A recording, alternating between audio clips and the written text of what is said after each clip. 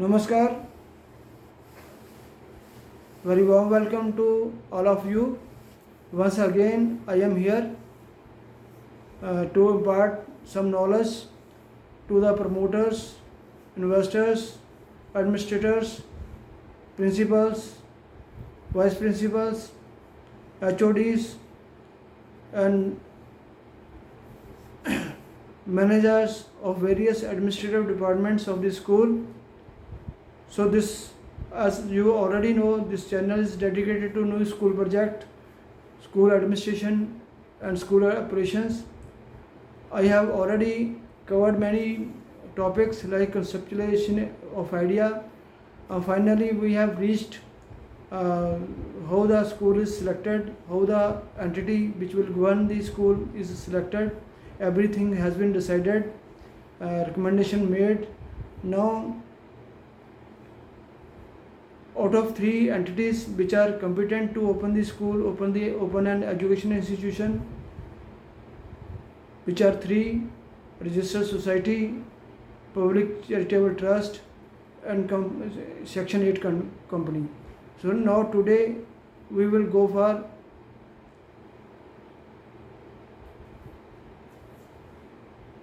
to know that what are the requirements and procedure for forming a society and getting it registered. Gentlemen, our societies, the governing act of the society is Registration of Society Act 1860, which have been amended by these further by the state governments with the basic principle of this act. And minimum 7 members are required to form a committee with their different designations. One thing special has come. I will like to mention that, but I will mention it in detail in the next video, particularly with regard to state of Punjab. The state of Punjab and some other states also have introduced a new act, namely Societies Registration Punjab Amendment Act 2026. Recently, on May 1st, 2026, it has been promulgated in the Gazette notification. So this new act is effective, and 4 major changes have been made to stay for the strict governance of the societies working for the charitable purposes. Shortly I will be telling that now every society who is dealing in education or health or sports are subjected to RTI Act. Any information can be sought under the RTI Act. So societies must be ready for that. Then society needs to get themselves re-registered, renewed on completion of every 5 years. Earlier this requirement was not there. Once registered, it was registered forever. Only yearly filing was there. Now the company, the society has to get itself registered on every 5 years. Then the district commissioners have been given ample powers to get the working of charitable organizations scrutinized and comment on that and take preventive action if any society funds are being misutilized or misappropriated. I will discuss it detail in next video. Now I will go for the main subject of today. I will be telling step by step procedure for the formation of society. Step 1 is to decide the name. The name should be unique, not matching with any other existing society. It should not be identical and destructively similar to the or generic to the other existing registered society. So a new name should be there and should not be identical with any other existing registered society. Then one also requirement is there, the name should reflect the purpose, that is for education. It should be always be prefixed or fixed by educational or the healthcare, like that. So by seeing the name, by reading the name, one should know for what purpose this society is formed. Once name is decided, then a committee has to be formed. Minimum 7 members must be there, and typically it should have a president or a chairman, vice president or vice chairman, secretary, joint secretary or treasurer, then executive member, like that. The committee should be formed in a democratic manner. After forming a committee with these designations, next step is to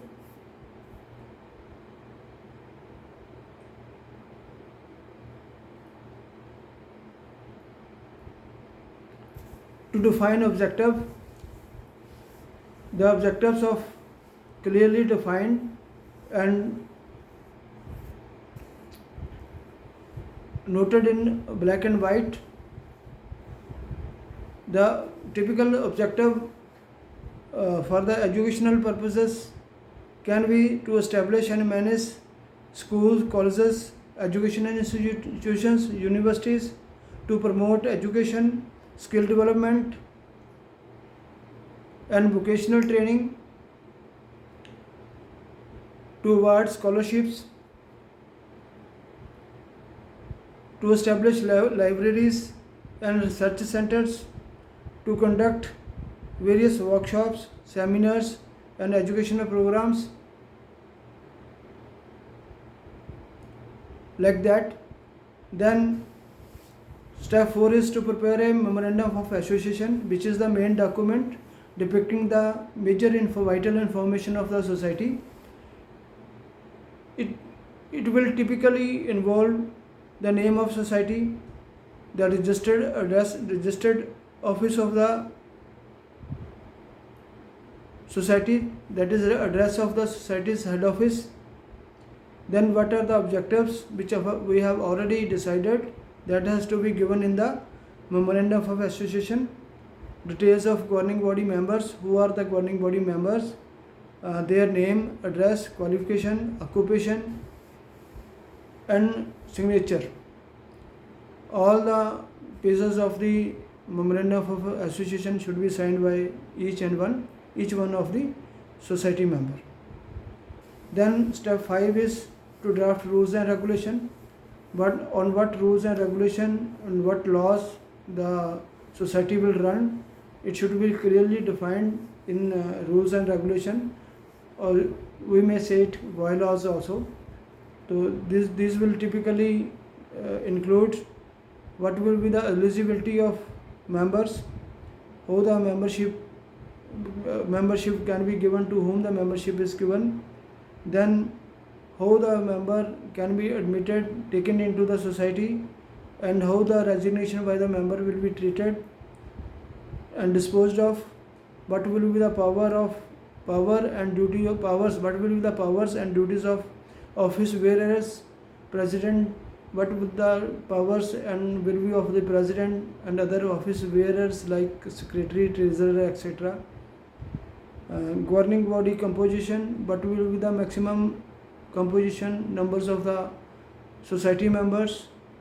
That should be decided now itself, so that there is no ambiguity or dispute in the future. Minimum 7 are required. A society can fix 9-10 members at the max.